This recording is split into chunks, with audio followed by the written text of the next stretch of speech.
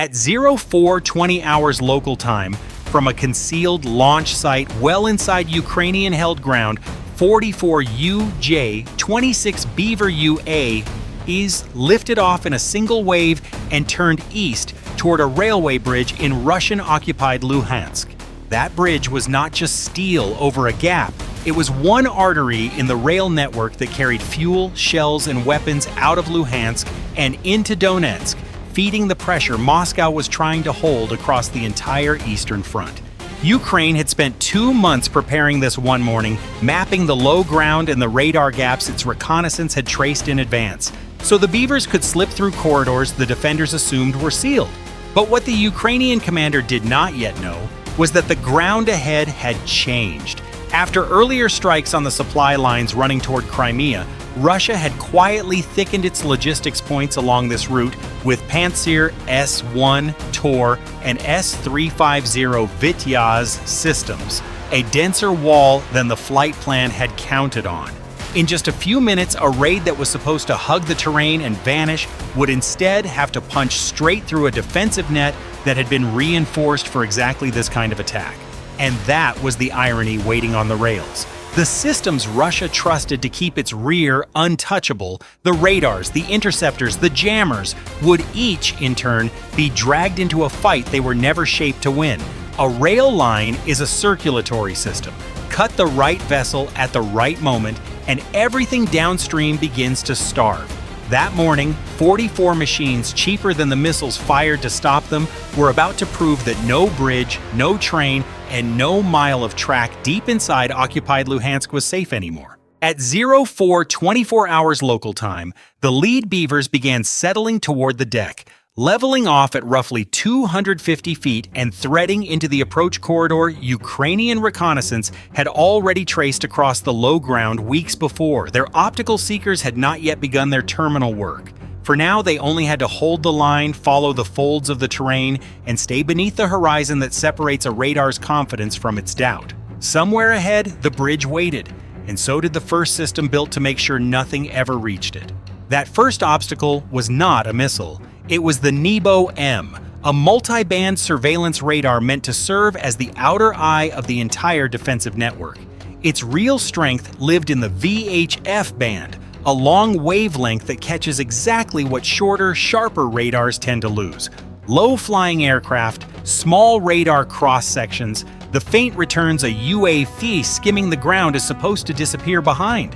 Where a conventional fire control radar would blur a Beaver into the clutter, the Nebo-M's VHF channel could sense the disturbance from far off long before the swarm closed on Luhansk. But detecting a target early is not the same as being able to kill it. The very wavelength that let the Nebo-M see something low and small also stripped it of precision. VHF paints a wide, smeared picture. It can tell a crew that something is out there and roughly where, but never with the fine resolution a missile needs for a firing solution.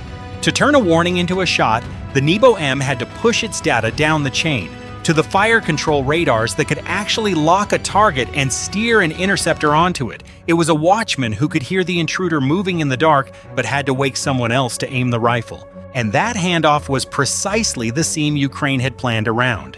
Every transfer of data, early warning radar to command post to fire control radar, cost seconds. Against a fighter cruising at altitude, those seconds are a formality.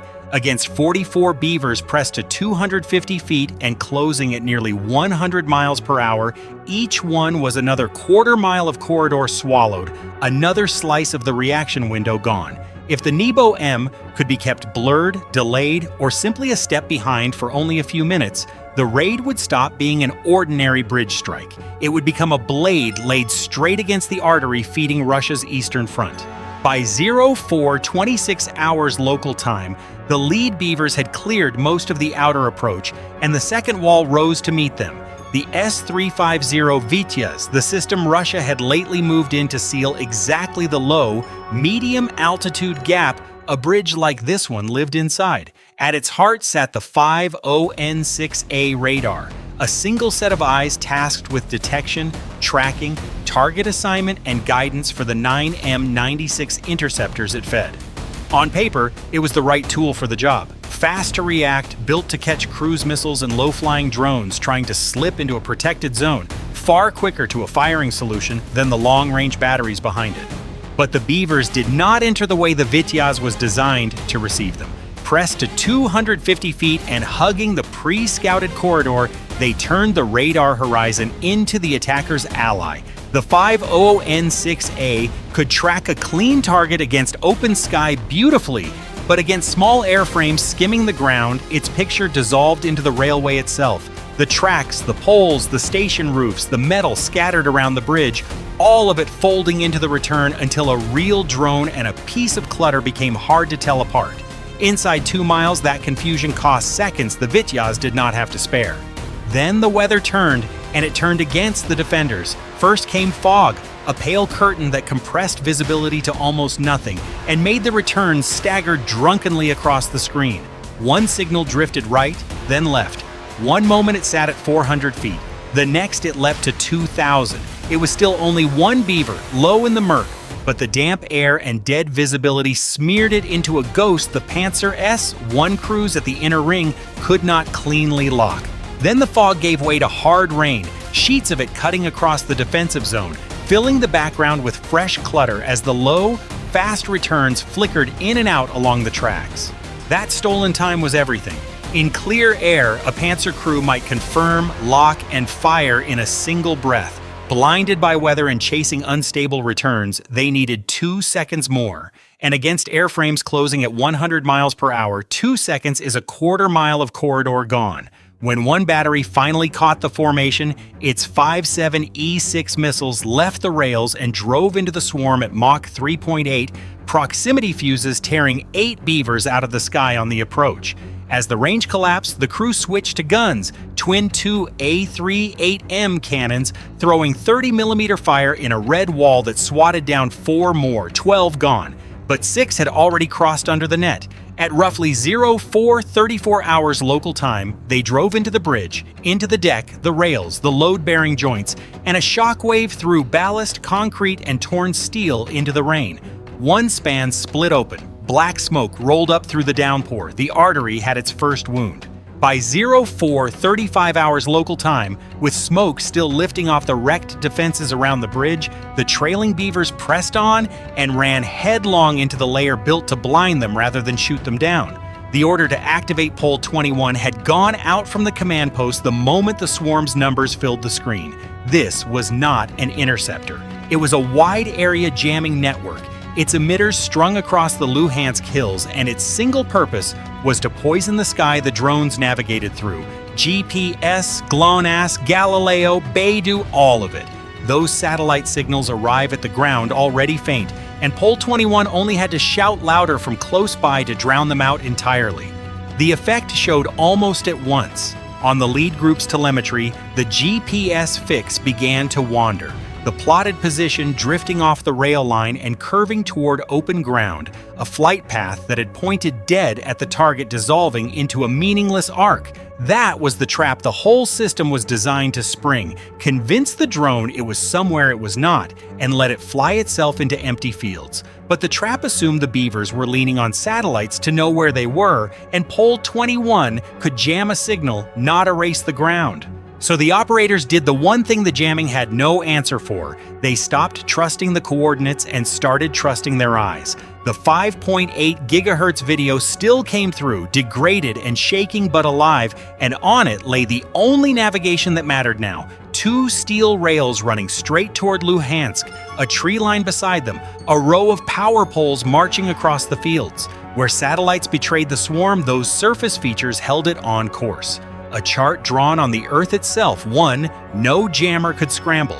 For 10-15 seconds at a stretch, the lead Beaver flew nearly by feel, GPS, insisting it was 5 miles adrift, while the operator held the airframe on the rail line by memory, counting seconds to judge distance. Behind him, the others copied the crossing, each watching the one ahead thread the dead zone before its own fix went dark. And then the mission changed. Ukrainian intelligence pushed a new report into the control room.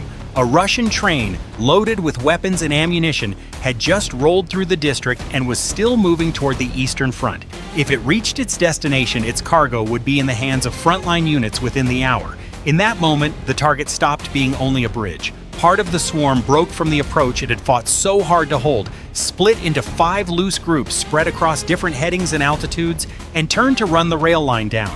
No longer striking a fixed span of steel, but chasing something alive and moving through the rain.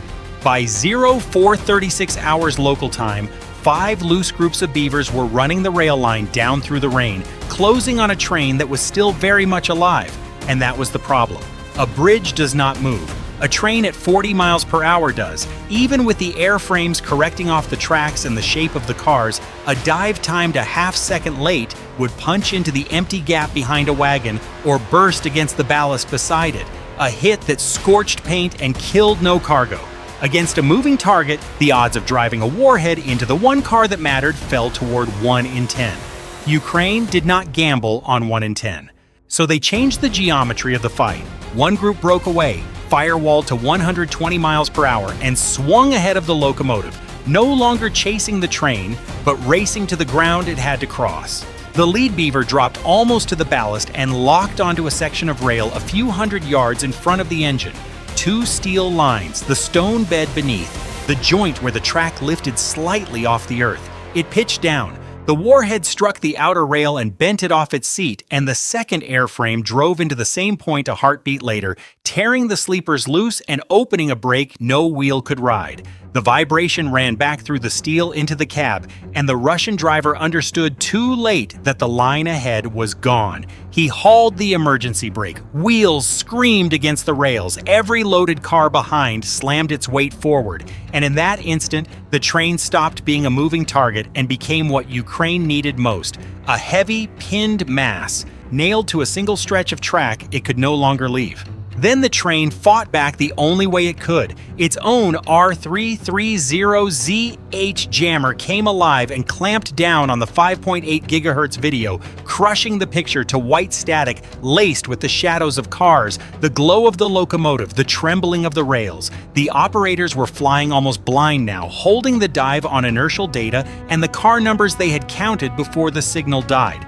Below, Russian escorts spilled from the wagons and fired their rifles up into the rain, but against airframes falling at 120 miles per hour, it was a gesture, not a defense. 3 seconds to impact. 2, 1.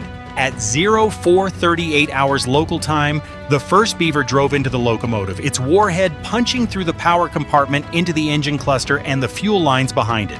Fire blew out of the nose of the train. Seconds later, the second airframe found the fuel car third in line, roughly 80,000 liters of diesel, and an orange column tore open both flanks and spilled burning fuel down onto the ballast. The third struck the ammunition car near the middle of the train. Its skin split, red-hot fragments sprayed into the neighbors, but for 10 long seconds the chain behind it did not catch, and Russia might still have saved the rear. It did not. The last Beaver cut through the smoke into a weapons car near the tail, and this time the blast pulled the ones behind it in. One detonation dragging the next, flame running the length of the rear until the whole back of the train stood inside a single wall of fire. By 0441 hours local time, a supply line was a chain of explosions in the rain. The artery had not been wounded. It had been severed. The consequences of that morning were not measured only in the smoke still climbing off the rails.